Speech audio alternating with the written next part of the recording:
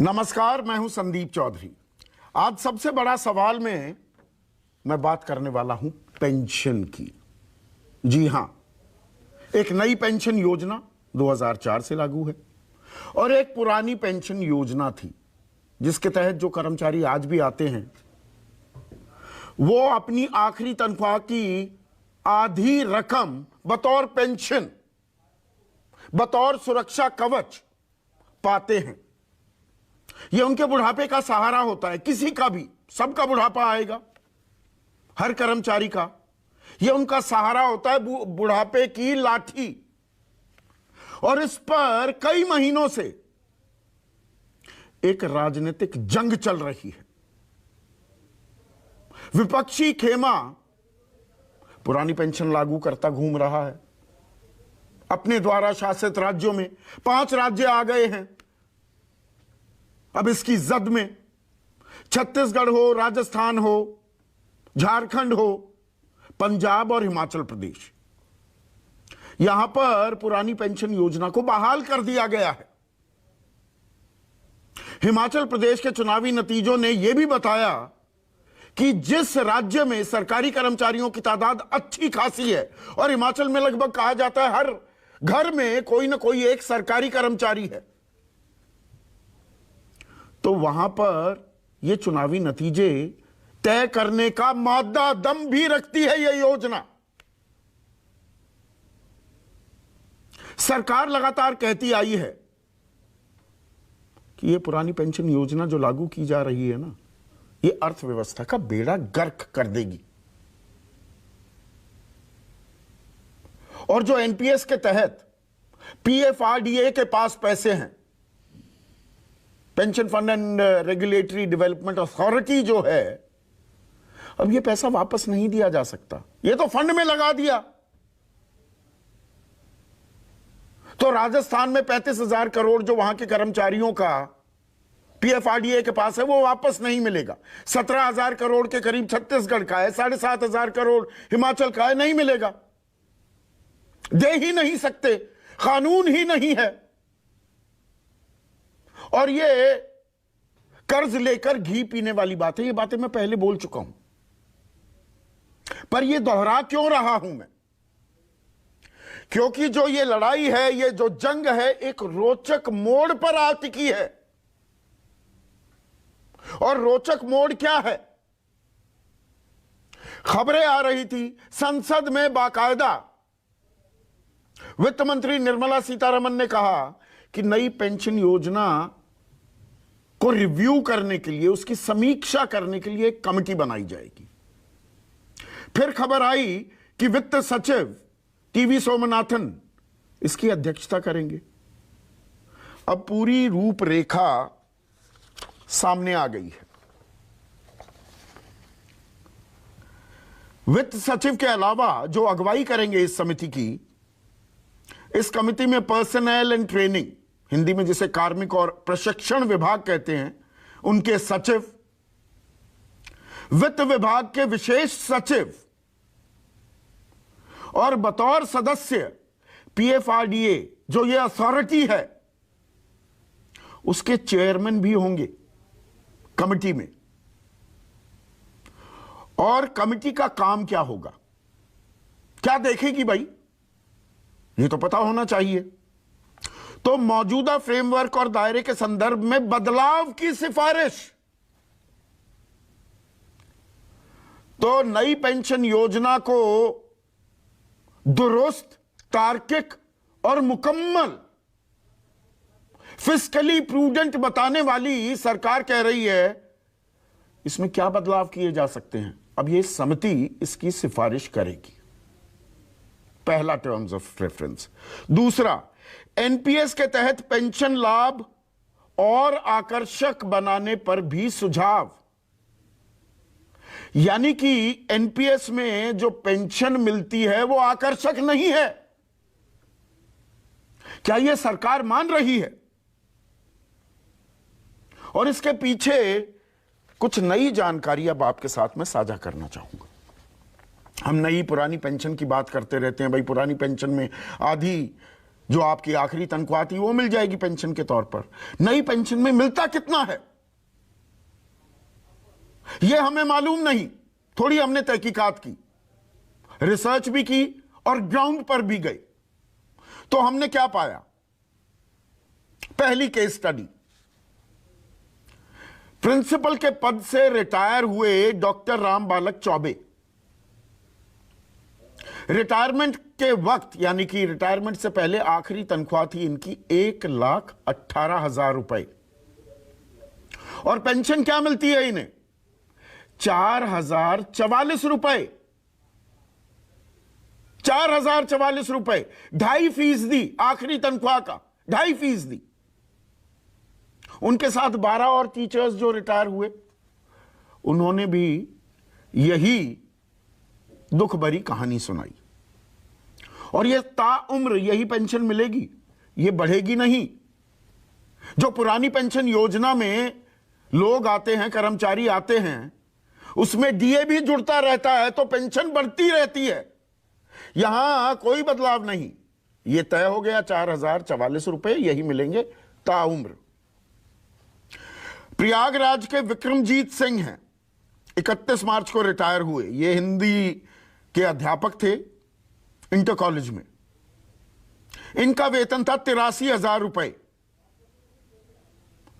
इनको मिल रही है पेंशन 2,500 रुपए, 2,500 रुपए। जिनकी 70,000 थी उनको भी 2,500 मिल रहे हैं। यह भी हमने पाया जब हम जमीन पर उतरे। 84,000 का वेतन पाने वाले एक जगह उन्हें मिल रहा है 3,197 रुपए।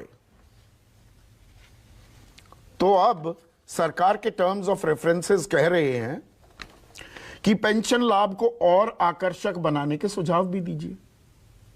तो यह सरकार को अब समझ में आ रहा है। तीसरा टर्म, नेशनल पेंशन सिस्टम के मौजूदा ढांचे में बदलाव की जरूरत है क्या? सरकार क्या कुंभकर्णीय निद्रा में थी, या हमें अर्थशास्त्र का गलत पाठ पढ़ाया जा रहा था? अगर पुरानी पेंशन योजना गलत है, आर्थिक बोझ है, कंगाल कर देगी उन राज्यों के खजाने को जहां पर यह लागू किया जा रहा है, तो फिर बदलाव की जरूरत क्यों खंगाली जा रही है, तलाशी जा रही है? और सिफारिश लोगों के हितों और बजट के अनुशासन के विपरीत ना हो। तो जन कल्याण की भी याद आई सरकार को, पर वित्तीय अनुशासन की डगर से वो हटना नहीं चाहती है। और यहां मैंने आपको बताया था कि ये विपक्षी राज्यों में तो चलिए 5 राज्यों में पुरानी पेंशन योजना बहाल हो गई, लेकिन जहां पर बीजेपी सत्ता में है, जिन राज्यों में, वहां भी विरोधी सुर भी उन्हीं के खेमे से उठने लगे हैं। उत्तर प्रदेश में सरकारी कर्मचारी सड़क पर उतर आए हैं। हरियाणा में गठबंधन सरकार है जिसकी चाबी के चलते सत्ता का ताला खुला। जेजेपी कह रही है नहीं, पुरानी पेंशन लागू करो। मध्य प्रदेश में साल के अंत में चुनाव हैं, वहां पर इन्हीं के विधायक बिसेन साहब कहते हैं कि पद ले लो, पार्टी से निकाल दो, कुछ भी कर दो, पुरानी पेंशन योजना बहाल कर दो। कर्नाटक में 10 मई को चुनाव होने वाले हैं, शिमोगा की, वहां पर इनकी विधायक कह रही है नहीं, पुरानी पेंशन योजना तो लागू करनी ही होगी। मध्य प्रदेश में, महाराष्ट्र में सरकार है, वहां एकनाथ शिंदे शिक्षकों से मिलते हैं, कहते हैं मैं तरीका ढूंढ रहा हूं पुरानी पेंशन योजना लागू करने के लिए। देवेंद्र फडणवीस बड़े नेता हैं, उप मुख्यमंत्री भी हैं महाराष्ट्र में बीजेपी के, वो कहते हैं not negative on OPS. OPS को लेकर मैं नकारात्मक नहीं हूं। तो क्या चुनावी नफा नुकसान अब आंका जा रहा है, और जो वित्तीय अनुशासन की, फिस्कल प्रूडेंस, डिसिप्लिन का राग, जो पाठ पढ़ाया जा रहा था, अब उसे क्या धीरे से दरकिनार करने की यह कोशिश भी है इस समिति के जरिए? वैसे आंध्रा का मॉडल भी हमारे सामने आया था, जहां जगन मोहन रेड्डी ने एक नया फॉर्मूला इजाद किया कि भाई 50%, आधी तनख्वाह नहीं दे पाएंगे, लेकिन उन्होंने बाकायदा एक फॉर्मूला बनाया जिसमें 33% से 40-42% तक पुरानी जो आपकी आखिरी तनख्वाह थी उसका आपको मिल जाएगा। तो ये आंध्रा के मॉडल पर सरकार जाती दिख रही है केंद्र सरकार, या पुरानी पेंशन करनी ही पड़ेगी, या ये एक ट्रायल बलून भी फ्लोट किया जा रहा है। और समिति कब देगी, कब 9 मन तेल होगा, कब राधा नाचेगी, कब सिफारिश देगी, कब उन्हें अमल में किया जाएगा या स्ट्रेटेजिकली टाइम किया जाएगा चुनाव के साथ कि देखिए ये हम कर देंगे, एक बार और बटन दबा दो हमारे हक में। और यहां पर पीएफआरडीए के चेयरमैन को शामिल करना, क्योंकि कहा यह जा रहा था पीएफआरडीए के पास पैसा चला गया, वो तो वापस नहीं आ सकता कानून, तो कानून भी क्या बदला जाएगा? आज का यही सबसे बड़ा सवाल भी है। नई पेंशन की समीक्षा, सरकार की अग्नि परीक्षा, और फिर लागू होगी पुरानी पेंशन। चर्चा में मेरे साथ बीजेपी के राष्ट्रीय प्रवक्ता, अर्थव्यवस्था को ट्रैक करते हैं, समझते भी हैं, सीए हैं गोपाल अग्रवाल, कांग्रेस के राष्ट्रीय प्रवक्ता, आंकड़ों के महारथी हैं अभय दुबे, ब्यूरोक्रेट रह चुके हैं, अकाउंट्स और ऑडिट इनकी स्पेशलिटी है, अब राज्यसभा के सांसद हैं बीजू जनता दल के डॉक्टर अमर पटनायक, विजय कुमार बंधु अध्यक्ष है नेशनल मूवमेंट फॉर ओपीएस, ये एक राष्ट्रीय आंदोलन चला रहे हैं पुरानी पेंशन योजना को लेकर, और साथ ही साथ जाने माने अर्थशास्त्री और ये भी सीए हैं शरद कोहली मेरे साथ स्टूडियो में हैं। तो सबसे पहले विजय भाई, शुरुआत आज आपसे कर रहा हूं। कुछ हमने रिसर्च की, कुछ ग्राउंड पर गए और ये चौंकाने वाले आंकड़े हमारे सामने आए। राम बालक चौबे, डॉक्टर राम बालक चौबे, 1,18,000 रुपए की आखिरी तनख्वाह और पेंशन मिलती है 4,044 रुपए। यह विक्रमजीत सिंह की बात हो, यह दरअसल इक्का दुक्का वाकया है जिनकी डिटेलिंग में हमें जाने की जरूरत है, या यही सबब है एनपीएस का और ऐसी ही पेंशन कर्मचारियों को मिल रही है रिटायरमेंट पर? जी जी बिल्कुल, आपने बिल्कुल सही बात कहा, यही सबब है। और ये कोई एक दो घटना नहीं है। आप एनपीएस में जितने लोगों से रिटायर हो रहे हैं, जितने लोगों को एनपीएस के तहत पेंशन मिल रही है, सबके हाल यही हैं। और ये पूरे देश में सैकड़ों हजारों उदाहरण है। और हर महीने, अभी तो मार्च बीता, 31 मार्च को बहुत सारे लोग रिटायर हो गए। यहां तक ये स्थिति है कि जिनका एनपीएस के तहत 10% तनख्वाह से कटा हुआ भाग था, उससे भी कम पेंशन पा रहे हैं। मतलब हम अपनी तनख्वाह का जो 10% हमने दिया है एनपीएस व्यवस्था में सरकार को, सरकार के लोगों को, उससे भी कम पेंशन मिल रही है। नहीं, ये कैसे संभव है? ये कौन सी आंकड़ेबाजी? जितने मैंने पैसे दिए उतने तो मिलेंगे, ये मेरी समझ से बाहर है। सर यही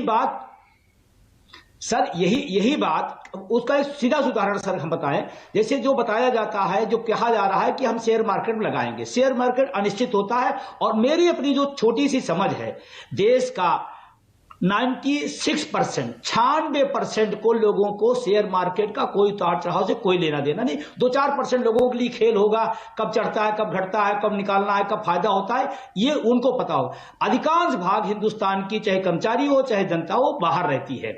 अब जब उसमें रिटायरमेंट का दौर आता है, अब मान लीजिए एक उदाहरण हम देते हैं, अगर एक खेप आई, एक बड़ी संख्या आई, हमारी एक संख्या आई कि 1 लाख लोग भर्ती किए गए, अगले 31 तारीख को जब मार्च में रिटायर होते हैं, उस समय शेयर सूचकांक, अगर शेयर मार्केट कम है, तो फिर हमारा जो वैल्यू था, हमारी जो पैसा था, वो हमारा मूल्य पैसा नहीं होगा, जो उस डेट में होगा वो हमारे लिए होगा। और दूसरी बात, मैं जो और गंभीर बात कहना चाहता हूं, ये पेंशन नहीं है, ये तो जो व्यवस्था दी गई है एनपीएस के तहत कि 60% आप पैसा वापस लेंगे, 40% का आप किसी बीमा कंपनी से पेंशन प्लान लेंगे, और ये जो पैसा हमारा जमा उसका ब्याज है, ये पेंशन नहीं है। इसीलिए ये बात के लिए समझ में नहीं आ पा रही लोगों को। और जब लागू की गई थी तो लोगों ने बड़े सबसे उत्साह दिखाए गए थे, इतना मिलेगा, इतना मिलेगा, इतना मिलेगा।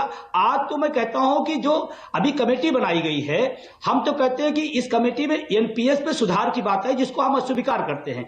हम सब लड़ाई ओपीएस की लड़ रहे हैं, और अगर कमेटी बनी तो ईमानदारी से एक दिशा में मैं उससे कहूंगा कि जो लोगों को पेंशन इस समय मिल चुकी है एनपीएस के तहत, उन पे ग्राउंड पे जाएं, जैसे आप गए, आप उस पर जाकर सर्वे करें, फिर 4400 फिर 26 रुपए में क्या उस व्यक्ति का जीवन यापन हो पाएगा? हमारा सवाल सबसे बड़ा ही है। और नहीं, इसमें क्या एक और फर्क, विजय भाई देखिए, ये बहुत ही गंभीर मामला है। ये भाई बुजुर्ग सबको होना है, आपको भी, मुझको भी। और जो ये सुरक्षा कवच है, ये मिलता भी वैसे बहुत कम लोगों को है, सरकारी कर्मचारियों को मिलता है। प्राइवेट, जैसे मैं प्राइवेट नौकरी करता हूं तो मेरी तो कोई पेंशन है नहीं। 85% वर्क फोर्स के पास तो कुछ भी नहीं है, उनको भी मिलना चाहिए। पर अभी हम सीमित ही रखें अपनी चर्चा। पहले जो व्यवस्था थी तो आपको आखिरी तनख्वाह का आधा तो मिलता ही था, साथ में आपका एक पीएफ अकाउंट भी होता था जी, तो प्रोविडेंट फंड के भी पैसे मिलते थे और पेंशन भी मिल रही है। यहां ना तो प्रोविडेंट फंड है, वो दरअसल 60% रकम जो आप निकाल सकते हैं वो एक बार निकाल ली, उसके बाद पेंशन के नाम पर यह पैसा बच गया। यही व्यवस्था है। जी जी बिल्कुल। और अभी आपने एक बहुत अच्छा बताया, मैं अभी अमर आपके पास आ रहा हूं, आप मना कर रहे हैं। कर्मचारी के लिए बहुत बड़ा वो सम्मान और स्वाभिमान का सवाल हुआ करता था। जीपीएफ की व्यवस्था बंद कर दी गई, प्लस हमारे तनख्वाह का 10% जा रहा है। मतलब मेरा वेतन भी कम हो गया एनपीएस में, 10% मेरा पैसा जा रहा है। नहीं, वो तो पहले भी जाता था ना। कौन लोग लगा रहे हैं, कौन लोग खेल रहे हैं, मुझे नहीं पता है। हाँ। नो, जो पुरानी पेंशन व्यवस्था थी वो जीपीएफ हमारा पैसा हुआ करता था। हाँ। हमें उसे बाद में रिटायर के समय वापस हमें मिल जाया करता था, और ये पैसा नहीं करता था पुरानी पेंशन व्यवस्था में। नई में तो हमारी तनख्वाह भी कम हो गई, हमारा पैसा भी गया, और हमारा पैसा डूब भी जा रहा है। और एक अभी आप ही ने कहा 1,18,000 पर 4,044 रुपये ये पेंशन है। इसको पेंशन कैसे कह सकते हैं? इंटरजेक्ट कर रहे थे डॉक्टर अमर पटनायक। गोपाल बाबू आपके पास आऊंगा, ये चीजें बिल्कुल क्लैरिटी के साथ दर्शक तक पहुंचनी चाहिए। जी देखिए, पुरानी स्कीम जो थी उसमें नया स्कीम जो है, पुरानी और पेंशन स्कीम है, नया जो है पेंशन स्कीम है। प्रोविडेंट फंड जो है वो एक दूसरा चीज है। पुराने स्कीम में ओपीएस में आपको पेंशन का 50% जो आप कह रहे हैं वो एक्चुअली लास्ट पे का नहीं है, 10 महीने का एवरेज का लास्ट पे। लेकिन वो भी है, उसमें 33 इयर्स मैक्सिमम। उसमें जो सपोज आप 20 साल काम किए तो कम मिलेगा, 10 साल काम किए तो और भी कम मिलेगा। तो ये सब है उसमें प्रावधान। और उसमें जो जनरल प्रोविडेंट फंड है, वो जनरल प्रोविडेंट फंड में आप पैसा देते हैं सरकार को लोन की तरह, और आपको एक इंटरेस्ट मिलता है सरकार के खाते में, उसको दिखाया जाता है बाकायदा एज ए पब्लिक डेट। में भी पब्लिक अकाउंट्स में दिखाया जाता है। अभी जो नया स्कीम आया उसमें जनरल प्रोविडेंट फंड में आप पैसा दे सकते हैं, उसमें कोई प्रॉब्लम नहीं है, ठीक है। लेकिन जो नया पेंशन है वो उसमें भी तो पैसा दे रहे हैं। पहली वाली स्कीम में वहां पर पैसा नहीं देना होता था। करेक्ट। उसमें जो था वो डिफाइंड कंट्रीब्यूशन नहीं था, डिफाइंड बेनिफिट, आपको इतना पैसा मिलेगा। लेकिन अभी जो है वो डिफाइंड कंट्रीब्यूशन की आप इतना दीजिए, सरकार देगा। इसमें जो नहीं, देखिए मैं इसीलिए, देखिए मैं इस एक मिनट डॉक्टर अमर, एक सेकंड के लिए रोक रहा हूं ताकि क्लैरिटी हो। और ये व्यवस्था मैं समझ गया था, और आपका इंटरवेंशन मैंने इसीलिए आपको इंटरवीन करने के लिए भी कहा। देखिए, सरल भाषा में मैं कहूं, पुरानी व्यवस्था ये थी कि मुझे मेरी तनख्वाह, मैं सरल भाषा का इस्तेमाल कर रहा हूं, वो 10 मंथ्स एवरेज, उसको अभी थोड़ी देर के लिए भूल जाते हैं। मोटी मोटी बात कि मेरी आखिरी तनख्वाह का आधा मुझे पेंशन के तौर पर मिल जाएगा, और उसके लिए मुझे एक पैसा नहीं देना होता था अगर मैं सरकारी कर्मचारी हूं। जीपीएफ, जनरल प्रोविडेंट फंड में मैं 10% अपना कटवा रहा हूं, सरकार भी वो दे रही है, और वो पैसा मुझे सरकार नहीं दे रही है उसमें। हाँ, इसमें सरकार नहीं दे रही है। मैं प्राइवेट उसके लिए बात कर रहा हूँ। प्राइवेट में वो ऐसा होता है, हाँ, वो एम्प्लॉयर एम्प्लॉय वाला। हाँ, ठीक है, मोटी बात पर रहते हैं। तो उसका मुझे एक मुश्त पैसा मिल जाता था। तो वो एक मुश्त पैसा तो मैंने कर्ज दिया सरकार को, वो उसने लौटा दिया, जब मैं 58 या 60 या 62 या 65 साल का हो गया। यहां तो मैं पैसा दे रहा हूं पेंशन के लिए, जीपीएफ तो है ही नहीं, वो अलग मैं करूं या ना करूं। ये तो दरअसल मैं जो कर्ज दे रहा हूं उसके नाम पर मुझे 4,000 रुपए दे दिए।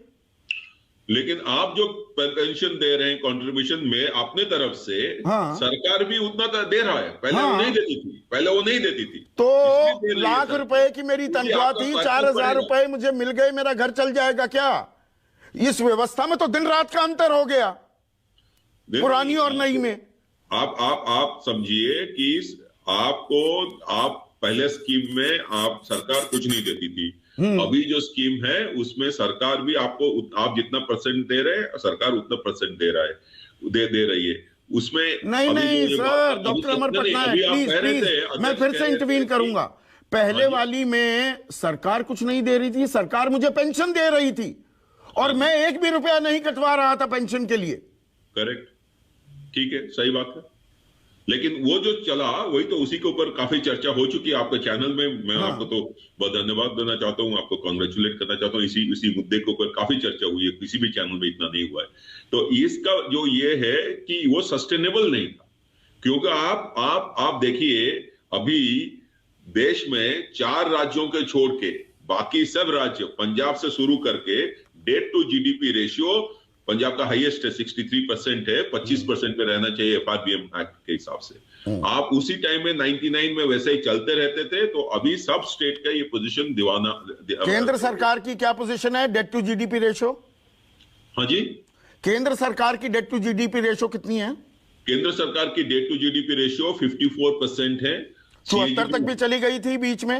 हाँ, तो मैं इसलिए 80% में तक गया था। तो इसलिए मैं कह रहा हूं कि डिफाइंड बेनिफिट स्कीम जो पुराने पेंशन स्कीम में था वो सस्टेनेबल नहीं है। तो फिर समीक्षा के लिए ये समिति क्यों बना दी सरकार ने? समीक्षा इसलिए बनाई है, मुझे लगता जो है, मुझे तो पता नहीं है, लेकिन मुझे जो लगता है उनका टर्म्स ऑफ रेफरेंस देख के कि उसमें जो मिल रहा है अभी लोगों को 10% देके 10%, पीएफआरडीए को क्यों इसमें मेंबर भी बनाए हैं। PFRDA is like a fund manager now. किसी भी म्यूचुअल फंड का लेखेंगे तो it's like a fund manager. तो जो फंड मैनेजर है उनका competence to give a return which is higher. आप देखेंगे सब म्यूचुअल फंड का रिटर्न तो सिमिलर नहीं होता है, कोई अच्छा करता है कोई बुरा करता है। तो मुझे लगता है कि उसमें वो करेंगे कि शायद सरकार कुछ पोर्शन अंडरराइट भी कर सकता है। जो आंध्र प्रदेश गवर्नमेंट का जो सजेशन है कि हम इतना आपको सर्टेन परसेंटेज दे देंगे डिफाइंड और डिफाइंड बेनिफिट और सर्टेन परसेंट मार्केट लिंक्ड रहेगा। तो मतलब पीएफआरडीए आम आदमी का, सरकारी कर्मचारी का पैसा ढंग से नहीं लगा पा रहा है। क्या सरकार ये मान रही है कि सट्टे बाजार में लगा दिया, रिटर्न अच्छे नहीं मिल रहे? नहीं, आपको ये भी समझना होगा कि पीएफआरडीए जो है वो कितने साल का ऑर्गेनाइजेशन है और फंड मैनेजर जो पुराने हैं एचडीएफसी, आईसीआईसीआई, कितने सालों से उनका कर्पस बहुत बड़ा है। इसलिए 2009 में इसको पब्लिक को खोल दिया गया। लेकिन ये चर्चा वहीं पे होगा उस मीटिंग में कि पीएफआरडीए कुछ बेटर वे में इन्वेस्टमेंट कर सकती है, जिसमें ये इक्विटी पोर्शन कम करके लेटेस्ट से डेट फंड्स में ज्यादा रखेंगे कि आपको एश्योर्ड रिटर्न मिले। लेकिन वो एश्योर्ड रिटर्न 50% जो पुराने पेंशन उतना तो नहीं हो पाएगा। उसमें ये चर्चा भी आएगी कि आजकल खबरें ये आ रही हैं कि ईपीएफओ का पैसा, ये विपक्ष आरोप लगा रहा है, अडानी समूह पर गंभीर सवाल खड़े होने के बावजूद ईपीएफओ का पैसा अभी भी अडानी समूह में लगातार लगाया जा रहा है। ईपीएफओ का तो हम, मैं अलग उदाहरण के तौर पर, मतलब पीएफआरडीए का नाम मैंने नहीं लिया इसलिए, पर क्या यह सवाल भी आएगा? नहीं, इसमें नहीं आएगा, क्योंकि ईपीएफओ जो है उसमें तो आपको एश्योर्ड रिटर्न भी दे रहे हो, उसमें ये इसका कंपैरिजन ठीक नहीं होगा। लेकिन जो फंड मैनेजर है, अब एश्योर्ड रिटर्न की बात करने लगेगी सरकार, यानी कि आपकी आखिरी तनख्वाह का कितना पैसा कम से कम इतना तो देंगे, ये राह खुलती दिख रही है आपको? हाँ, मुझे लग रहा है कि कुछ पोर्शन सरकार से डिफाइंड बेनिफिट देंगे और बाकी मार्केट लिंक देंगे। तो गोपाल बाबू, आप इंटरवीन भी करना चाह रहे थे, पर सवाल ये है कि पुरानी पेंशन को, अर्थव्यवस्था को बेड़ा गर्क करने वाली, बताने वाली आपकी सरकार अब नई पेंशन की समीक्षा कर रही है, क्यों? देखिए संदीप जी, 2-3 चीजें हमें स्पष्ट रूप से मैं कहना चाहता हूं। आपके यहाँ पे चैनल पे कई बार डिबेट भी हुए हैं, डिस्कशन भी हुए, कंफ्यूजन हो जा रहा है। देखिए, अगर आप ये कहते हो कि प्रोविडेंट फंड बिल्कुल अलग चीज है, वो पहले भी थी अभी भी है। उसके अंदर कई तरह के बेनिफिट है। आप 1.5 लाख रुपए तक इन्वेस्ट करते हो तो आपको टैक्स में भी एग्जम्पशन मिलता है जब देते। उसके बाद जो आपको प्रोविडेंट फंड में इंटरेस्ट मिलता है उसके ऊपर भी वो टैक्स फ्री इंटरेस्ट मिलता है, और उसमें भी सरकार डिसाइड करती है कि 8% मिलेगा या 7.9 मिलेगा या 8.5 मिलेगा, तो वह एश्योर्ड रिटर्न है। तो ये तीनों प्रोविडेंट फंड में बहुत बड़े बेनिफिट है। जो जितना पैसा लगाता है उसके अनुसार उसको interest free return tax rate भी मिलता है, इंटरेस्ट भी मिलता है, टैक्स फ्री इंटरेस्ट रेट भी मिलता है, इन्वेस्टमेंट का भी एग्जम्पशन मिलता है, और एश्योर्ड रिटर्न भी मिलता है। वो पहले भी थी अभी भी चल रही है। 1 मिनट के लिए होल्ड करना प्लीज गोपाल बाबू। हाँ। बहुत जरूरी है दर्शक को समझ में आ जाए, मैंने अनायास ही ये सवाल नहीं उठाया था। देखिए पहले जो व्यवस्था थी, मैं जीपीएफ में प्रोविडेंट फंड के अपने पैसे कटवाता था, वो मुझे रिटायरमेंट पर मिलता था। पेंशन का मेरा कोई पैसा कटता नहीं था, और तनख्वाह का आधा मुझे पेंशन के तौर पर मिल जाता था। आज की तारीख में दरअसल जो मुझे पेंशन दी जा रही है उसके लिए मुझे पैसा कटवाना पड़ रहा है, और जितना पैसा कटवा रहा हूं उतना भी नहीं मिल पा रहा है। जीपीएफ तो अलग चीज हो गई। हाँ, तो इसलिए ये फर्क है ना, ये बड़ा फर्क है। हाँ, नहीं तो प्रोविडेंट फंड को इस डिबेट से अलग रखिए। हाँ, अलग करिए। हाँ, बिल्कुल ठीक है। हाँ, अब आप पेंशन की बात करता हूं, आपको तो पहले भी नहीं मिलती थी, अभी भी नहीं मिलेगी। अब आप अगर एनपीएस में जमा करने लग जाओगे तो आपको मिलने लग जाएगी। पहले आपको नहीं मिलती थी, मुझे भी नहीं मिलती थी, अब मैं एनपीएस में जमा कर रहा हूं तो मुझे पेंशन मिलेगी। एनपीएस में मैं एक चीज बताऊं आपको, मैंने एनपीएस जानबूझकर ना, मैंने एनपीएस नहीं लिया है, और इसमें मैं धन्यवाद करना चाहूंगा उत्तर प्रदेश के मौजूदा मुख्यमंत्री योगी आदित्यनाथ का, क्योंकि सितंबर 21, 2013 तब वो सांसद थे गोरखपुर से। उन्होंने देश के उस वक्त के तत्कालीन प्रधानमंत्री मनमोहन सिंह को एक चिट्ठी लिखी, कीजिए क्या एनपीएस आपने लगा रखा है, ये पैसा तो बाजार में लगता है, अड़गम बड़गम शड़गम होता है उसमें, इसमें रिटर्न नहीं मिलते, पैसा जाया हो सकता है, कोई कंफर्म्ड आपका रिटर्न गारंटी नहीं किया जा रहा है। मैंने उनकी सलाह मानी, एनपीएस पर नहीं गया मैं। सुनो संदीप जी, अभी पूरी बात सुन लो ना, तभी तो बात होगी। बताइए। अभी सुन तो लो। हाँ। अभी मेरी बात आधे आधे रखोगे तो ना आप समझ पाओगे ना जनता आपकी समझ पाएगी। हाँ, बताइए। अगर आप ये सोचोगे कि सरकारी कर्मचारियों को पहले बेनिफिट ज्यादा था और एनपीएस में उनका बेनिफिट कम हो गया है, तो हम तो एग्री कर रहे हैं, उसमें डिबेट ही नहीं है। सरकारी कर्मचारियों को पहले लास्ट पे का 50% जो भी एवरेज का है उसका पेंशन मिलता था, जिसका कॉस्ट सब सरकार देती थी। सरकारी नौकरी के बाद भी जिंदगी भर उसको जितने साल चलता था उसको वो पेंशन मिलती थी। फिर उसके बाद फैमिली पेंशन भी मिलती थी, उसके परिवार में वो उसकी स्वर्गवास हो गया तो उसकी पत्नी को भी मिलती थी। अब एनपीएस वो स्कीम नहीं है। नहीं, और साथ में एक और चीज जोड़ दूं, उसमें डीए महंगाई भत्ता भी जुड़ता रहता था तो पेंशन बढ़ती थी। अब तो 4044 रुपए अगर डॉक्टर साहब को मिल रहे हैं, ताउम्र 4044 ही मिलेंगे। आप डिबेट किस बात को कर रहे हो? जिस चीज को हम एग्री करें उस पर डिबेट क्यों कर रहे हो? नहीं, मैं एक फैक्ट जोड़ रहा था। परेशान क्यों हो जाते हैं आप? फैक्ट्स आपको अच्छे नहीं लग रहे तो आप परेशान हो गए। मैं तो फैक्ट जोड़ रहा था। मैं तो कह रहा हूं उसमें, अरे फैक्ट ये है कि सरकारी कर्मचारियों को पिछले ओपीएस में बहुत ज्यादा बेनिफिट थे जो सस्टेनेबल सरकार के लिए नहीं थे। अच्छा। इसके कारण जो कमिटी बनी थी पहले, उन्होंने कहा कि ये ओल्ड पेंशन स्कीम को अर्थव्यवस्था के हिसाब से देश की अर्थव्यवस्था का बट्टा बैठ जाएगा, प्रदेश की अर्थव्यवस्था का बट्टा बैठ जाएगा। राजस्थान जैसे प्रदेशों में उनका जो रेवेन्यू कलेक्शन है उसका 80% सैलरी वगैरह में चला जाता है। नहीं, हिमाचल का है वो, राजस्थान में। हिमाचल का।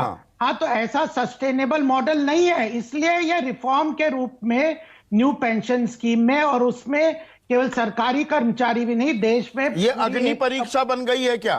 पुरानी पेंशन योजना आपकी तो अग्नि परीक्षा बन गई है, तभी रिव्यू की। अभी तक तो आप हमें अर्थव्यवस्था का पाठ पढ़ा रहे थे, आज भी पढ़ा रहे हैं, फिर रिव्यू की नौबत क्यों आ गई? हाँ, तो अब सुन लो ना, पूरी बात सुनते नहीं, मेरे को काट देते हो। सुन लो, जब मैं आपको एक्सेप्ट कर लेता हूं जो चीजें, तो उसके बाद आप सुन तो लिया करो। अब मैंने कहा सरकारी कर्मचारियों को पहले ज्यादा बेनिफिट थे, एनपीएस में उनके साथ उसके बेनिफिट्स में एक रेस्ट्रिक्शन आ गया, एक उतने बेनिफिट नहीं मिलते जो आपकी केस स्टडी बता रही है, और सब एक्सेप्टेबल फैक्ट है, इसमें डिबेट करने की बात ही नहीं है। अब यह है कि न्यू पेंशन स्कीम के क्या लाभ है। वो सरकारी कर्मचारियों के लिए तो पहले की ज्यादा लाभ वाली, लेकिन सरकार के हिसाब से वो सस्टेनेबल नहीं थी, और यह कमिटी पहले बनी थी, हमने नहीं बनाई थी, पहले की कमिटी का ये रिकमेंडेशन था कि हमें बदलाव करना चाहिए, हमने उसको लागू किया। तो दूसरी बात है कि इसमें न्यू पेंशन स्कीम में सरकारी कर्मचारी नहीं, सभी इनफॉर्मल सेक्टर, इंडिविजुअल, कोई भी उसका सदस्य बन सकता है, और उसमें केवल शेयर मार्केट में लगाने की बात नहीं है, वहां पे सरकारी बॉन्ड्स में भी लगा सकता है, गवर्नमेंट सिक्योरिटी में भी लगा सकता है। एक वेल्थ मैनेजमेंट का एक मॉडल है, और शरद जी और मेरे ख्याल से अमर पटनायक जी भी इसको जानते होंगे कि यह एक अलग से एक वेल्थ मैनेजमेंट का सिस्टम है, जिसके अंदर रेगुलेटर भी है, सब कुछ है, वो अलग तो अब चीज है। म्यूचुअल इससे फंड भी पेंशन लाभ को और आकर्षक कैसे बनाएंगे? मतलब वही शॉर्ट चेंजिंग रिव्यू की गवर्नमेंट सर्वेंट। नहीं, रिव्यू की क्यों आवश्यकता पड़ती है? हाँ। ये भी सुन लो ना, फिर आप बात करना। हाँ। रिव्यू की इसलिए आवश्यकता पड़ती है कि बहुत जगह पे यह बात आ रही है कि न्यू पेंशन स्कीम में जो पेंशन का स्केल है वो कम है, क्योंकि सरकार भी इसमें कंट्रीब्यूट करती है, स्टेट भी करता है, इंडिविजुअल भी करता है, इन्वेस्टमेंट के रिटर्न्स उतने अच्छे नहीं है, तो पेंशन का बहुत बड़ा एक लेवल है जो पहले था वो अब कम हो गया है। तो सरकार ने कहा कि देख लेते हैं कि इसको कैसे इंप्रूव कर सकते हैं। अच्छा, तो रिफॉर्म जो है वो कंटिन्यूअस प्रोसेस होते हैं। अगर एक स्कीम लिया है, उसमें लगा कि और इंप्रूवमेंट के रास्ते हैं, तो इसलिए रिव्यू कर रहे हैं। और जहां तक आप सरकारी कर्मचारियों की बात कर रहे हैं, वो तो एजिटेशन भी गाजर लटका रहे हैं सरकारी कर्मचारियों के सामने, चुनाव क्योंकि सर पर है। तो चुनाव हो या ना हो, रिव्यू तो अच्छा, चुनाव ना होते तो रिव्यू हो जाता ये? अरे जब जनता की आवाज है, डेमोक्रेसी में लोग शोर मचा रहे हैं, आप भी शोर मचा रहे हो, कुछ स्टेट गवर्नमेंट भी शोर मचा रहे हो, तो हम कोई जिद पकड़ के बैठे क्या? अगर देश का पैसा है, जनता का पैसा, अगर जनता कहेगी कि बांट दो कल, तो फिर अगर तो पीएफआरडीए में राजस्थान, छत्तीसगढ़, पंजाब, हिमाचल, झारखंड के जो पैसे अटके हुए हैं वापस दे दो। उन्होंने तो पुरानी पेंशन योजना बहाल कर दी। वो तो कंसोलिडेटेड फंड से बाहर चले गए। नहीं, जनता की आवाज, आपने कहा ना कि जनता की आवाज होगी तो आप जिद्दी नहीं है। कानून तो सरकार ही बनाती है, कानून ऐसे थोड़ा ऊपर से भगवान ने बना दिया ये अब बदला ही नहीं जा सकता। अरे सब कुछ बदला जा सकता है, कॉन्स्टिट्यूशन अमेंडमेंट भी होता है। आप यहाँ पे सरकारें भी बदलती है, पार्लियामेंट भी बदलते हैं, स्ट्रक्चर ऑफ इंप्लीमेंटेशन भी बनते हैं, रूल भी रेगुलेशन बनते हैं, लेकिन आपको देश का हित तो ध्यान रखना पड़ेगा। अगर आप व्यक्तिगत सुख सुविधा स्वार्थ कोई एक वर्ग की इंटरेस्ट करते हो, तो मैं तो कह रहा हूं कि ठीक है, देवेंद्र फडणवीस भी व्यक्तिगत हित देख रहे हैं, स्वार्थ देख रहे हैं। वो कह रहे हैं not negative on OPS. Not negative का मतलब है कि यह जो सरकारी कर्मचारी हैं, उन लोगों का जीवन भर का सरकार के प्रति कार्य है, लेकिन आज सरकारी नौकरियों के पीछे लोग क्यों भाग रहे हैं? सारी सुख सुविधाएं देश के अगर सरकारी कर्मचारियों को ही मिलेगी, बाकी सब घूमते रहेंगे, तो वैसी व्यवस्था करनी है तो आप चर्चा करके। तो ओपीएस क्यों, फौज में क्यों लागू है ओपीएस? वहां भी हटा दीजिए। ये सवाल मैं हर बार पूछता हूं। नहीं, फौज में एक डेडिकेशन है, वो अपनी जान, बाकी कर्मचारी डेडिकेटेड नहीं है। नहीं, उनका जान पे खेलने वाली बात नहीं है। सरकार फौज को मत आप कंपेयर करिए यहाँ अच्छा, पे। फौज का इससे कोई मतलब नहीं। सरकारी कर्मचारी और फौज के कर्मचारियों में मैं आज आपके मंच पे कह रहा हूं, बहुत फर्क है। उनने अपने देश, अपनी जान दे के, अपना परिवार को छोड़ के वो फौज पे लड़ते हैं, उनके लिए सब कुछ करना चाहिए। अच्छा, बाकी जो सरकारी कर्मचारी हैं देश में योगदान नहीं देते, जो हमारे पुलिसकर्मी हैं, अर्धसैनिक बलों में ओपीएस नहीं था। अर्धसैनिक बल क्या करते हैं? फर्स्ट लाइन ऑफ डिफेंस फौज है कि अर्धसैनिक बल है देश में? नहीं, तो आप यहाँ पे फर्स्ट लाइन ऑफ डिफेंस कौन होता है बॉर्डर पर? बीएसएफ की आर्मी। आप क्या कह रहे हो? उनकी भी ओपीएस खत्म करनी चाहिए सरकार। नहीं, उनको ओपीएस नहीं है। दिल्ली हाई कोर्ट ने अब जवाब मांगा है केंद्र सरकार से, इसी महीने जवाब देना है कि उनको ओपीएस मिलेगी कि नहीं मिलेगी। आर्थिक निर्णय जो होते हैं वो अर्थव्यवस्था को देख के सरकार लेती है, सरकार का कोई हित इसमें या उसमें नहीं है। सरकार देश के का हित कोई हित नहीं है, आर्थिक हालात देखकर ये फैसले लिए जाते हैं। अबे दुबे। संदीप चौधरी जी, ऐसा प्रतीत हो रहा है डिबेट सुनकर, भारतीय जनता पार्टी के मेरे भ्राता गोपाल जी को सुनकर, कि जैसे भूपेश बघेल साहब, अशोक गहलोत जी, सुखविंदर जी ये कह रहे हो कि गोपाल जी तो आपकी गुल्लक फोड़कर पैसे दे दीजिए, या निर्मला बुआ जी के निजी पैसे से। अरे एक्सचेकर का पैसा है साहब। आपने प्रधानमंत्री, देखिए 6 जनवरी 2023 को आरबीआई ने एक रिपोर्ट जारी की, state finances study of budget करके। उसमें लिख दिया पहले उन्होंने कि ये साहब बहुत जो कुछ स्टेट अगर इसको ऑप्ट करते हैं तो ये फाइनेंशियली बड़ा बुरा झटका राज्य को होगा। देश के प्रधानमंत्री जी ने फरवरी में एक भाषण दिया। आर्थिक साहब के साथ खिलवाड़ मत कीजिए। बहुत बड़ा पाप कर, ऐसा कोई पाप मत कीजिए जो आपके बच्चों के अधिकारों को छीन ले। मतलब प्रधानमंत्री जी ने इसको पाप कर्म बताया। अभी भी जो नोटिफिकेशन है तो ये भ्रांति में नहीं रहे देश, ये तो चुनावों को प्रभावित करने के लिए एक चाल चलते हैं। इसमें ओपीएस का कोई बात ही नहीं की है। इन्होंने कहा कि सिर्फ उसको रिव्यू कर लीजिए एनपीएस को, और ये राज्यों का स्टेट सब्जेक्ट है साहब, आपका सरोकार नहीं। हम तो अपना हक मांग रहे थे आपसे कि जो एनपीएस का पैसा 35,000 करोड़ राजस्थान का, 17,000 करोड़ छत्तीसगढ़ का, 7,000 करोड़ हिमाचल प्रदेश का है, वो दे दीजिए। आप नहीं दोगे तो आपके जाने के बाद सरकार दे देगी। क्या कह रहे हैं आप कि कर्मचारियों का सिर्फ हित नहीं साध सकते, तो क्या बस अडानी जी के हित साधने के लिए सत्ता सौंप दी आपको? 20-20 हजार करोड़ रुपए अगर स्टॉक मैनिपुलेशन करके उनमें आ रहा है तो उसकी जेपीसी भी नहीं कराएंगे। मतलब सिर्फ और सिर्फ अडानी जी का हित साधे और हित साधेंगे। कमेटी तो बनी हुई है। मैं गोपाल बाबू अभी मैं आपके पास आऊंगा, बीच में क्रॉस टॉक नहीं प्लीज, आपको मौका मिलेगा। हाँ बोलिए अबे दुबे। धरती पाताल आकाश सारे कॉन्ट्रैक्ट उनको देंगे, सिर्फ उनका हित साधेंगे। लाखों कर्मचारी जो अपना जीवन समर्पित कर देते हैं, शासकीय कर्मचारी, उनको अभी संदीप चौधरी जी ने बताया कि 2.5% भी पैसा, अरे 4,000 रुपए में क्या घर चलाएंगे बताइए ना। ये भी नहीं करें कि भारतीय जनता पार्टी की जो हजारों करोड़ की निधि हो गई उसमें से पैसा दे दीजिए। अरे लागू करने में, जमीन पर सही मायने में उतारने में तो सबसे बड़ी भूमिका आपकी सरकार की थी अबे दुबे।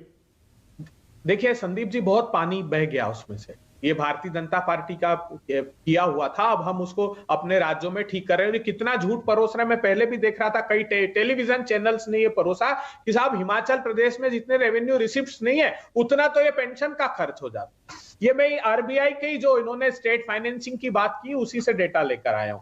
जो रेवेन्यू रिसिप्ट है टोटल राजस्थान का वह 2,14,977.23 करोड़ रुपए, पेंशन का उस पर बर्डन है मात्र 24,000 करोड़ रुपए। हिमाचल प्रदेश भी ये झूठ बोल रहे हैं। अभी भी इन्होंने कहा गोपाल जी ने, वहां की रेवेन्यू रिसिप्ट है 36,375.3 करोड़ रुपए, पेंशन का बर्डन है सिर्फ 7,000 करोड़। एक मिनट, अब रुकिएगा नहीं, यहां पर जो गोपाल बाबू ने दिए, बल्कि ये फिगर सबसे पहले मैं ही निकाल कर लाया था। ओन टैक्स रेवेन्यू, खुद का राजस्व जो हिमाचल कमाता है, वो फिगर मुझे बताइए। उसका 79.84% पेंशन और तनख्वाहों में जा रहा है।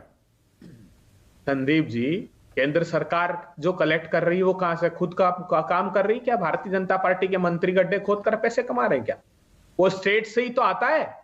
जो स्टेट से कलेक्ट करते हैं वो स्टेट को लौटाते हैं डिवेल्यूशन का पैसा।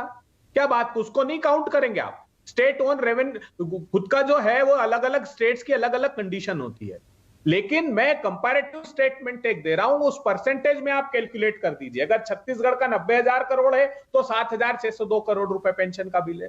कहने का आशय ये कि स्टेट्स अगर अच्छा इन्वेस्टमेंट करेंगे, अच्छा परफॉर्म करेंगे तो ये पॉसिबल है। और दूसरी बात, ये क्या कह रहे हैं, हर चैनल पर कहते 5 साल में सारे राज्य बर्बाद हो जाएंगे। अरे साहब 5 साल में नहीं, जो 2004 से जिसने एनपीएस ऑप्ट किए, जो रिटायर 2004 में नौकरी में आया है, वो 32 साल जोड़िए उसको। उसके बाद स्टेट पर 32 साल का समय लगेगा और इन्वेस्टमेंट नहीं होंगे। अच्छा तो फ्यूचर जनरेशन पर सारा भार डाल रहे हैं अपना राजनीतिक हित साधने के लिए। कोई राजनीतिक, पढ़िए ना, मैं तो कह रहा हूं इनको चुनौती देता हूं, आरबीआई की यही रिपोर्ट पढ़ लीजिए जो उसने दी है। उसमें कहा है उन्होंने कि बाउंस बैक किया। तो मतलब ये आने वाले दिनों में, अब कर्नाटक में आप मुद्दा बना रहे हैं और उसके बाद मध्य प्रदेश जहां से आप आते हैं अभय भाई, राजस्थान, छत्तीसगढ़, तेलंगाना, वहां चुनाव होने वाले हैं, तो ये मुद्दा बनेगा। पुरानी पेंशन योजना का झुंझुना आप बजाएंगे वोटर के सामने। ये झुंझुना कह करके हम समर्पण के भाव से जो कर्मचारी काम कर रहे हैं उनका अपमान नहीं करें, उनका हक है, ये झुंझुना नहीं। प्रधानमंत्री जी रेवड़ियां बता देते हैं। जितनी सोशल सेक्टर की स्कीम अगर कांग्रेस पार्टी अपने राज्यों में लाती कि आपने 1000 रुपए गैस का सिलेंडर कर दिया, हम कह रहे हैं 500 में देंगे, तो बोले तो रेवड़ी बांट रहे हैं साहब। अगर हम इन स्कीम्स को लॉन्च कर दें कि 1500 रुपए बहनों को देंगे, इकोनॉमिकली वीकर सेक्शन की बहनों को, तो बोले रेवड़ी बांट रहे हैं। मतलब सिर्फ 10-12 लाख करोड़ रुपए अकेले अडानी को कमाने के लिए रखें, और देश की जनता का हक अगर अधिकार उनको दे दे कांग्रेस पार्टी, जो दायित्व है हमको, जो इस डेमोक्रेसी में हमको दायित्व है, उसको आप रेवड़ी बता दे और पाप कर्म। अरे कर्मचारियों का पैसा अधिकार का पाप कर्म नहीं है प्रधानमंत्री जी, उनके हक का पैसा है, हर हाल में देंगे हम। रोक कर देख लीजिए, संविधान अधिकार देता है हमको। गोपाल बाबू छोटा सा रिस्पांस, उसके बाद शरद कोहली की बारी। देखिए, हर बात में अडानी ले आना यह कोई मतलब नहीं है। बात यह है कि जो old pension scheme versus new pension scheme की बात है, सरकारी कर्मचारियों के लिए पुरानी पेंशन स्कीम ज्यादा लाभकारी है, ये तो आप बता ही रहे हो, सब डाटा आपका बता रहा है, सबकी चीज है। लेकिन वो पूरी तरह से यह रिपोर्ट है कि उसमें एक बहुत छोटा वर्ग था जिसको यह लाभ मिल रहा था, और वो सरकारी एक्सचेकर पे बहुत बड़ा उसका बोझ पड़ता था, स्टेट गवर्नमेंट्स पे ज्यादा पड़ता है। आपने वो फिगर बता दी जो मैंने भी आपकी फिगर कोट की है, तो वह पूरी तरह से इन्हीं की कांग्रेस की कमेटी की रिपोर्ट थी कि सस्टेनेबल नहीं है। लेकिन इन्होंने वोट बैंक के लालच में यह सब चीजें नहीं करी। लेकिन एक देश मिनट अबे भाई, हम लोग, एक मिनट, क्रॉस टॉक नहीं होता अभी, हम गोपाल बाबू देश की के बारी है। सारे लोगों की चिंता करते हैं। इंफॉर्मल सेक्टर 85% हमारे देश में इंफॉर्मल और अनऑर्गेनाइज सेक्टर के लोग हैं, कर्मचारी हैं, उनके बारे में इन्होंने कभी चिंता नहीं करी। एक खास वर्ग के बारे चलिए में आप एक खास वर्ग, अच्छा खास वर्ग में चलिए, आपने फौज को माना और मैं फौज की बहादुरी, उनके जज्बे, देशभक्ति को सलाम करता हूं। ये एमएलए और एमपी जो हम नेता अपने प्रतिनिधि चुनते हैं, ये पुरानी बात, ये एनपीएस में आते हैं कि ओपीएस में? जरूर नहीं, एनपीएस में आते हैं, जरूर ओपीएस में? मैं ज्ञानवर्धन कर हाँ, रहा तो हूं। मैं एग्री करता हूं आपकी बात से कि इस बारे में जरूर सरकार को सोचना चाहिए। हो सकता है ये रिव्यू का मैंडेट भी हो, मैंने पढ़ा नहीं है कि उसका क्या है। देशभक्ति मतलब संसद और विधानसभाओं में देशभक्ति ओतप्रोत होते देखते हैं। सबसे बड़े देशभक्त हमारे सारे संसदों और विधानसभाओं में बैठे हैं, इसलिए उनको ओपीएस मिल रही है। देखेंगे जो भी सरकार के पास, हम भी बात कर रखेंगे, आप भी रखिए, हम तो सब बात रखेंगे। ठीक है, शरद कोहली, अब आर्थिक पहलू पर आते हैं, क्योंकि आर्थिक पहलू की बिना पर ही ये विमर्श पहले हो रहा था कि एनपीएस ज्यादा तार्किक है, फिस्कली प्रूडेंट है, मुकम्मल है, रिटर्न अच्छे मिलेंगे, और पुरानी पेंशन योजना बेड़ा गर्क करेगी। अब सरकार ही रिव्यू कर रही है, आप कैसे देख रहे हैं? देखिए संदीप, मैं पेंशन के खिलाफ नहीं हूं, पहली बात तो, पर मैं एक चीज जिसका मैं पूरा समर्थन करता हूं कि लेवल प्लेइंग फील्ड होनी चाहिए। अगर 85% लोग निजी क्षेत्र में काम करते हैं, आपने जो डेटा दिया 2 करोड़ लोग, मैं राज्य सरकार केंद्र सरकार के सारे एम्प्लॉयज गिन रहा हूं, उनके 5-5 फैमिली मेंबर्स ले लीजिए, मैंने एवरेज लिए, तो करीब करीब 10 करोड़ की आबादी सरकारी क्षेत्र से जुड़ी हुई है। मैंने इसमें पीएसयू भी ले लिए, सेंट्रल गवर्नमेंट भी ले लिए, मैंने स्टेट गवर्नमेंट भी ले लिए। 10 करोड़ लोग एक तरफ और बाकी के 40 करोड़ लोग एक तरफ। तो मैं पहला समर्थन तो यह करता हूं कि एक लेवल प्लेइंग फील्ड होनी चाहिए। मैं इस बात को नहीं मानता कि एक सरकारी नौकरी एक पेडेस्टल पे रख के देखी जानी चाहिए कि साहब सरकारी नौकरी है तो उसमें पेंशन है, पहली बात। दूसरी बात, अगर ये कड़वी हकीकत है ना इस देश की, ये कड़वी हकीकत है, इसीलिए मुझे लगता है कि एनपीएस, अगर आप एनपीएस के लाभार्थी बन जाएं, आपने नहीं ले रखी अलग बात है, और एक सरकारी आदमी, दोनों को एक बराबर प्लेइंग फील्ड मिल रही है। क्यों एक सरकार, मैं सरकारी एम्प्लॉयज के खिलाफ नहीं हूं, पर उसको एक अलग पेडेस्टल पे क्यों रखा जाए, पहली बात। ये तो मैं उसका एक उदाहरण देता हूं, मैं थोड़ी दूसरी तस्वीर भी दूं। आज ही मैं एम्स के बहुत अच्छे मेरे मित्र हैं, उनके साथ नाश्ता किया। इज अ फेमस डॉक्टर, मैं उनका नाम नहीं लूंगा, कार्डियोलॉजिस्ट हैं। एम्स में कितनी तनख्वाह होगी, मैं कभी तनख्वाह नहीं पूछता हूं, 2-2.5 लाख रुपए, 1.5 लाख और 2.5 लाख 3 लाख के बीच में है। वो इतने अच्छे डॉक्टर हैं, इतने बेहतरीन हैं कि अगर वो किसी प्राइवेट हॉस्पिटल में चले जाएं तो शायद डबल तनख्वाह मिले। डबल नहीं, 20-25 लाख से नीचे की उनकी काबिलियत नहीं आकी जाएगी। वो सरकारी कर्मचारी देश में योगदान दे रहे तो हैं। आपका मतलब उन्होंने बलिदान किया हुआ है एक तरह से। सरकारी कर्मचारी, टैलेंट वाले लोग सरकार में रहकर देश में योगदान करने वालों की तादाद भी है ना। मैं संदीप उस बात को क्वेश्चन नहीं कर रहा हूं, मैं ये कह रहा हूं कि जो निजी क्षेत्र के एम्प्लॉइज हैं उनके साथ भेदभाव क्यों, पहली बात। दूसरा, अगर आप इकोनॉमिक पॉइंट ऑफ व्यू से पूछें तो जो डेट टू जीएसडीपी रेशियो है, क्या यह सच नहीं है कि अगर ये पेंशन आती रहती है इसी तरीके से, ओपीएस की बात कर रहा हूं, तो आने वाली जो युवा पॉपुलेशन है उनकी नौकरियां ही खतरे में पड़ जाएंगी? मतलब वो सरकारी नौकरी देखने का इसको केवल अट्रैक्टिव बनाने की बात कर रहे हैं, मतलब सरकार मान रही है अभी शॉर्ट चेंज हो रहा है सरकारी कर्मचारी। ये जो अट्रैक्टिव बनाने की बात हो रही है, मुझे लग रहा है जो रास्ता निकलेगा वो बीच का निकलेगा, जो आंध्रा का मॉडल है 33%, 30%, 40%, कुछ आप फिक्स कर दीजिए। बाकी देखिए जो एनपीएस में से रिटर्न आता है 10% आता है, जहां पर एक हिस्सा लगाया जाता है जिसमें 10% इक्विटी में जाता है, दूसरा हिस्सा 30% इक्विटी में जाता है, तीसरा हिस्सा 50% इक्विटी में जाता है और बाकी का फिक्स रिटर्न सिक्योरिटीज में जाता है। और सरकारी कर्मचारी को पता ही नहीं होता कहां पर टिक मार रहा हूं। उसको इससे मतलब नहीं है। वो जब रिटायर हुआ का गलती हो गई उसको, क्योंकि एक मिनट गोपाल बाबू, आप हर चीज में बीच में क्यों बोल रहे हैं सर? उनकी बारी है, प्लीज बोलने दीजिए ना शरद बाबू को, आपको दूंगा मैं मौका सर। क्योंकि बीच का जो रिटर्न है वो फिक्स रिटर्न जो है वो आपका 6-7-8% तक रहता है, इसलिए आपको उसमें लो रिटर्न दिखता है। अब सवाल देखिए, नहीं लो रिटर्न की बात नहीं है, आप पूरा पैसा फर्ज कीजिए, अगर आप पैसा निकालना चाहें इस एनपीएस में से 25% से तो ऊपर निकाल ही नहीं पाएंगे, वो भी 3 किस्तों में, उसमें भी गैप देना होगा। क्योंकि वो इन्वेस्टमेंट इस तरीके से क्यों ही होती है? ये जो तो मेरी बुढ़ापे की या मेरी हारी बीमारी की, घर में कोई दिक्कत आ गई, बच्चे को विदेश भेजना है, घर बनाना है, बहन की शादी करनी है, मैं पैसे ही ना निकाल पाऊं, मेरा पैसा। देखिए, मैं पेंशन के खिलाफ नहीं हूं संदीप, और मैं इस मेथड के सपोर्ट में, मैं आपको सिर्फ ये बात कहना चाह रहा हूं कि जो चीज इकोनॉमिकली सस्टेनेबल, ये कुछ अर्थशास्त्री फंड मैनेजर्स बैठकर अपनी कन्वीनियंस के हिसाब से कर दिया सारे फंड को।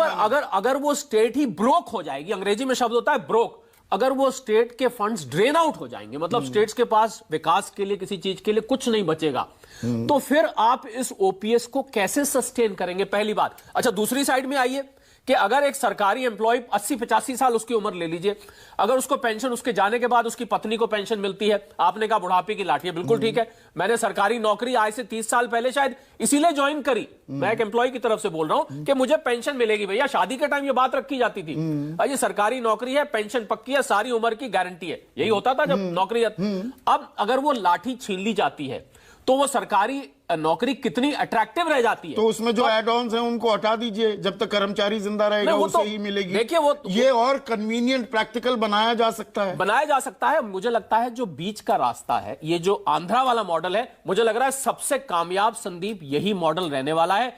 33% फिक्स कर दीजिए, बाकी का आप रिटर्न बेस कुछ मिक्स करके 40-42% के करीब आ जाएगी और उससे बात बन जाएगी। दोनों तरफ आगे कुआं है, पीछे खाई है, बीच में कहीं रस्सी पे आपको पकड़ के लटकना पड़ेगा, इसका कोई हल नहीं है। और इसका और कोई हल नहीं है विजय बाबू। क्या आसमान से गिरे खजूर में अटके वाला खेल होगा, वो तैयार होगा, बीच का रास्ता आपको कबूल होगा?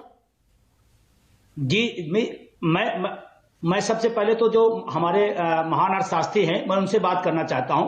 कोरोना का वो दौर सबने देखा है और उस समय वही कर्मचारी, वही सफाई कर्मचारी, वही नर्स, वही डॉक्टर, वही ट्रैकमैन, वही रेलवे का कर्मचारी, वही नर्स और डॉक्टर पूरे देश को, समाज को बचाने का काम किया। अभी इन्होंने एक प्रश्न उठाया, कोई स्पेशल क्यों है? कोरोना के समय में क्या एक भी प्राइवेट सेक्टर का कोई आदमी अस्पतालों में क्या दिखाई पड़ा? वही सरकारी कर्मचारी आपका ये वैक्सीन ले गया, बोलिए वही दवाएं ले गया, वही आपकी वैक्सीन दिलाया। आप स्पेशल कर रहे हैं, एक मिनट सर, और आप स्पेशल की बात कर रहे हैं, आप कर्मचारियों की स्पेशल की बात उठा दिया, आपने राजनेताओं पे कभी उठाया? अभी संसद चल नहीं पाई। कितने हमारे माननीय लोगों ने कहा कि संसद का भत्ता हम नहीं लेंगे, कितने लोगों ने उठाया? आपने सवाल उठाया? उन पर जो खर्चा हो रहा है उस पर आपने सवाल उठाया? लोक सेवक को वेतन, पेंशन, भत्ते की क्या जरूरत है, आपने सवाल उठाया? नहीं उठाया आपने। जब सरकारी कर्मचारी की बात आई तो आपको सवाल आया। देश के लिए सेना और सैनिक बल जान देता है, उसके लिए स्पेशल नहीं है। शिक्षक राष्ट्र का निर्माता होता है। आपको भी किसी शिक्षक ने पढ़ा कि यहां पर अर्थशास्त्री बनाया है, एक शिक्षक को पेंशन मिली, आपको पीड़ा होने लगी है। ये बहुत दुख की बात है। और अभी एक बात और आई थी, पूरा मौका दूंगा मैं आपको। मैं एक बात और करा, हाँ, अटल जी बोलिए। जब इस पेंशन पे सवाल किया गया, अटल जी जब बंद किए तो सवाल किया गया कि पेंशन प्यारी है कि राष्ट्र प्यारा है, तो लोगों ने कहा नहीं नहीं हमें तो राष्ट्र प्यारा है। तो राजनेताओं को इसका मतलब पेंशन प्यारी, राष्ट्र नहीं प्यारा है। हमारे सांसद जी बैठे हुए हैं, मैं आपसे पूछना चाहता हूं, क्या आपने आर्थिक व्यवस्था खराब है, अपने वेतन भत्ते आपने छोड़ दिया है? आप तो सर्वेंट नहीं है, सर्वेंट तो हम लोग हैं। हम तो आते हैं कहते हैं हमें तनख्वाह चाहिए, हमें पेंशन चाहिए, हम क्योंकि सर्वेंट हैं, आप तो लोक सेवक हैं। क्या ठीक जरूरत है है आपको? और शरद, कितने आपका सांसदों ने response। छोड़ा? एक मिनट मेरा विजय सवाल। भाई, विजय जी। देखिए मैंने विजय विजय- भाई आपकी पूरी बात सुनी ना, विजय जी- दूसरे को रिस्पॉन्ड करने दीजिए। विजय भाई रुकिए। हाँ। विजय भाई, मैं पेंशन के खिलाफ नहीं हूं, मैं कोई सरकारी एम्प्लॉइज के खिलाफ नहीं हूं। मैं सिर्फ इतनी बात रख रहा हूं कि बाकी के जो 85% लोग हैं, आपने कहा वो स्पेशल है, वो है, मैं स्वीकार करता हूं इसको, पर बाकी के 85% जो जनता है जो नौकरी करती है निजी क्षेत्र में, 40 करोड़ लोग हैं, क्या उन लोगों ने क्या बिगाड़ा है? कन्वीनियंट आर्गुमेंट नहीं है कि वो उनको भी नहीं मिलेगा, इनको भी नहीं मिलेगा। हाँ, वो कभी हो नहीं पाएगा कि जी 85 का भी देखो, अरे 15 को तो दे दो पहले। नहीं, पर उन 85 वाले जो बेचारे मिल को- रहा था वो रुक गया। मैं तो आपकी बात कर रहा था संदीप, आपको क्यों ना मिले? आपने क्या बिगाड़ा है जो आपको पेंशन? क्या वो 85% काम नहीं, क्या वो मेहनत नहीं करते हैं? मैं सरकारी एम्प्लॉइज के खिलाफ नहीं हूं, नहीं, पर मैं ये प्राइवेट में इसलिए आया, मुझे सरकारी नौकरी कम पैसे पे जाना ही नहीं था, मैं प्राइवेट में इसलिए आया। हाँ, पर पेंशन लेने से आप इनकार करेंगे अगर आपको मिलेगी? मैं अगर देगा कोई तो कौन मना कर रहा है, पर मैं उसके लिए कोई इंतजार नहीं कर रहा हूं, ना आंदोलन कर रहा पर हूं। आप आंदोलन नहीं कर रहे हैं तो फिर ये आंदोलन एक तरफा क्यों हो रहा है? कुछ लोगों का आंदोलन इसमें क्यों हो रहा है? क्योंकि उन्हें जो मिल रहा था अब वो नहीं दिया जा और रहा। संदीप, मैं इसको वोट बैंक पॉलिटिक्स से अलग करना चाहता हूं। ये पर हो तो आर्थिक वोट- निर्णय है, इसको वोट बैंक से अलग कर देना चाहिए। मैं इस चीज के चुनाव भी सर खिलाफ पर है तो रिव्यू हो गया। लास्ट कमेंट्स 15 सेकंड आपके पास अब है, 15 सेकंड गोपाल बाबू, अबे दुबे। देखिए, वो पटनायक साहब तो चले गए, अच्छा होता वो इस मंच से घोषणा कर देते कि मैं आजीवन पेंशन नहीं लूंगा, सांसद सदस्य नहीं रहूंगा। शरद कोहली साहब, एक बार इस बात पर विचार कीजिएगा, जब सारे सोशल सेक्टर की बेनिफिट की स्कीम लॉन्च करते हैं ना, तो उसमें सबसे पहला लिखा जाता है क्लॉज कि शासकीय कर्मचारी को इसका अधिकार नहीं होगा। किसान की कर्ज माफी होगी तो पहले लिखते हैं जो शासकीय सेवा में होगा उसको लाभ नहीं। जितने स्कीम्स है ना, तो ये उसके दायरे में लेकर आएंगे। क्या बात करते हैं आप? अरे, शासकीय कर्मचारियों को जो पेंशन पहले मिल रही थी उसको अगर राज्य सरकारें बहाल कर रही है तो पेट में भारतीय जनता पार्टी को क्यों ठीक है दर्द हो रहा गोपाल बाबू, जो 15 चुनावी second, I am over shooting please. हाँ, देखिए, कोई दिक्कत नहीं है। जो प्रदेश सरकारें लगता है कि हमें हमारी आर्थिक स्थिति ठीक है वो लागू कर सकती है, करे, हमें कोई प्रॉब्लम नहीं है। रिव्यू करने की बात है। जो न्यू पेंशन स्कीम में जो भी बातें आप लोगों ने भी काफी मुहिम चलाई है, सब जगह से भी हमें फीडबैक आ रहे हैं। जो आवश्यकता होगी, जनता की आवाज होगी, उसको लागू किया जाएगा। नई लेकिन पेंशन योजना की समीक्षा शुरू हो गई है। सरकार की अग्नि परीक्षा भी है, क्या पुरानी योजना बहाल होगी? बीच का रास्ता, जैसे शरद कोहली कह रहे थे, वो निकाला जाएगा, या ये ट्रायल बलून है, ये भविष्य के गर्भ में एक योजना के तौर पर पेश किया जाएगा, चुनावी हुंकार भरी जाएगी। चुनाव खत्म होने के बाद क्या होता है, क्या नहीं होता, क्या उसमें अटक जाएगा सवाल? पर पेंशन की टेंशन ये जारी रहने वाली है इस साल और अगले साल भी, ये तय है। नमस्कार।